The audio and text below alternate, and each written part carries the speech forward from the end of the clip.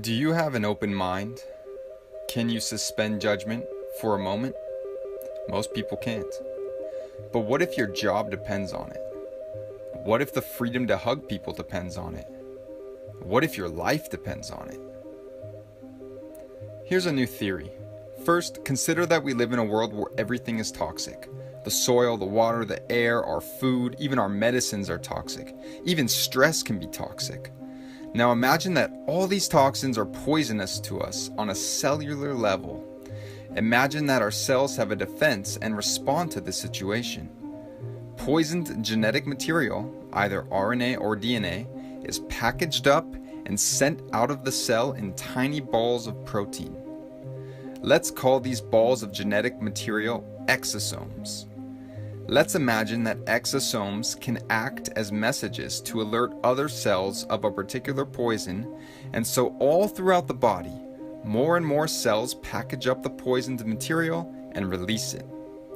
Also, at certain times of the year due to temperature cycles, humans tend to purge a high number of these poisoned genetic materials out of the body, resulting in symptoms of illness. These exosomes neither cause illness nor are they infectious, though they do appear to spread throughout the body. Now, that's exosome theory. Let's move on to the established theory of viruses. Viruses are generally regarded as not alive. They have no cellular structure and do not reproduce on their own, though we do have trillions of them inside our bodies. They are tiny bits of genetic material, either RNA or DNA, packaged in tiny protein balls that appear to exit and enter cells. Sound familiar? We believe that some of these entities are infectious and pathogenic, transmitting amongst humans and reproducing inside our bodies, causing illness and death. So let's look at the situation for this coronavirus and compare what is happening to these two theories. Let's first consider the origin story of the coronavirus. A group of people had a respiratory illness unresolved by antibiotics, so medical officials began looking, of course, for a virus. What they eventually found under the electron microscope were small protein balls being excreted by the cell. Okay, first comparison. This would make sense in both exosome theory and virus theory. Then they searched for and found an RNA fragment that they had not seen before in some of these patients. This would make sense in both exosome theory and virus theory. Now, they did not prove that they could infect somebody or an animal with a purified form of this so-called virus. They simply assumed that this RNA fragment was the cause of the illness they saw in some patients, and they assumed it was contagious. So do you know how the tests work? It's not a binary test, like a pregnancy test. It's called a PCR test, and it involves amplifying genetic material by doubling it in dozens of cycles until you have billions or trillions of the original molecules, and then using those results to determine if you have enough of the identified RNA fragment to be considered positive. Here's the thing. At a certain point of amplification, every single person would test positive.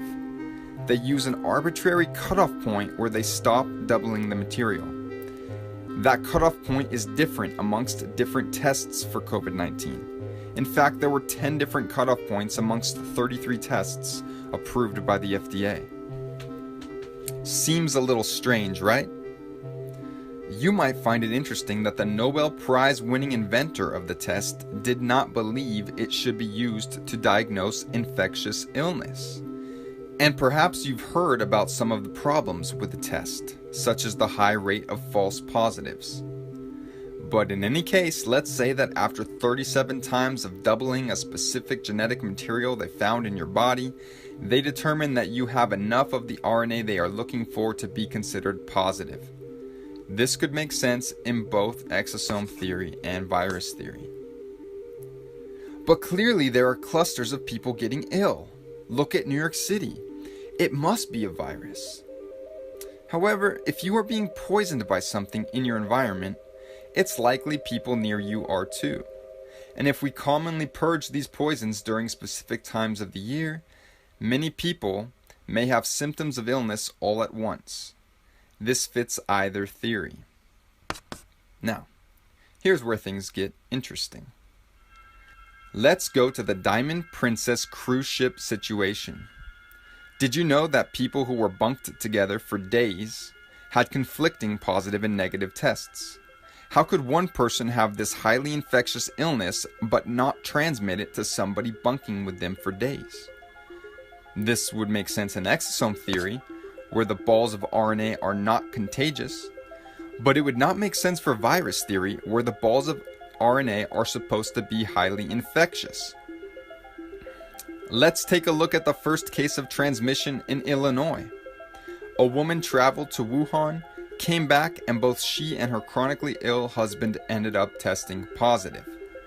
Medical authorities then tracked over 300 people who had had close contact with them to see who acquired the virus. And guess what? 0 positives.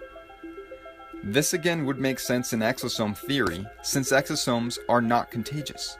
But it would not make sense for virus theory, where this is supposed to be an infectious virus. In fact, do you know that there are many documented cases all around the world of patients testing positive for this RNA fragment with no relevant travel history and no known possible contact with somebody who was infected? These were people in the middle of nowhere, early on in this whole crisis, who suddenly were testing positive. This would make sense, again, in exosome theory, where the RNA is being produced as an immune response within our cells. But it would not make sense for virus theory, where you are supposed to have had contact with somebody with the virus. What about the high levels of people testing positive who don't get sick? In fact, 80% of people testing positive are either asymptomatic or have slight cold symptoms. Why? This would make sense in exosome theory, since the RNA fragments are not the cause of the illness. But it would not make sense for virus theory, where this virus is supposed to cause the illness. Things get even stranger. Did you know that some people go from testing positive to testing negative to testing positive again in a matter of days? That would make sense for exosome theory, where perhaps the cells are simply releasing more or less of these exosomes depending on certain conditions. But it doesn't make sense in virus theory, where you are supposedly infected until you have rid yourself of the virus. So which of these theories seems more likely to you? What if you heard that there are virologists who believe that viruses are actually exosomes? What if I told you that doctors and other scientific experts also believe this?